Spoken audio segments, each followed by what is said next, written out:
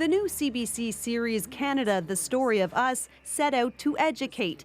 Instead, it offended some Canadians, both for what it included, the negative portrayal of French Canadians, and naming Quebec as Canada's birthplace. It is the first permanent European settlement in Canada. And what it left out, any mention of the Acadians. Groups across the country called for an apology. Today, they got it. CBC executives refused an interview, but in a statement said some people felt misrepresented, and for that we apologize. Our intention was never to offend anyone or any group, nor diminish the importance of any of the stories that were not included.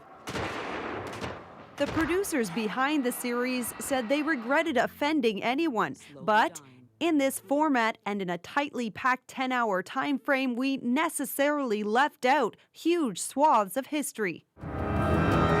But for some, without a plan to address the concerns, the apology doesn't cut it. Until they make a genuine apology, I think the controversy will continue. No. It isn't enough for Marie-Claude Riot either. She calls the show a slap in the face, ignoring the Acadian experience.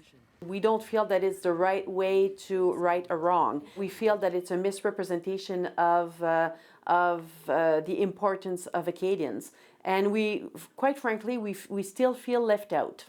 Left out here, too, at the National Historic Site of Port Royal in Nova Scotia. Historians say this settlement was founded 3 years before Quebec City, which the show depicts as the first permanent European settlement. There's a story to be told, and we need that story told. And if CBC's not going to do that, then we'll have to find some other way to do that.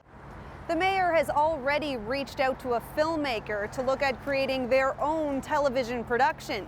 As for the CBC, the broadcaster says in addition to an apology, it will also create a space online to further discussion around the series. Stephanie Van Kampen, CBC News, Toronto.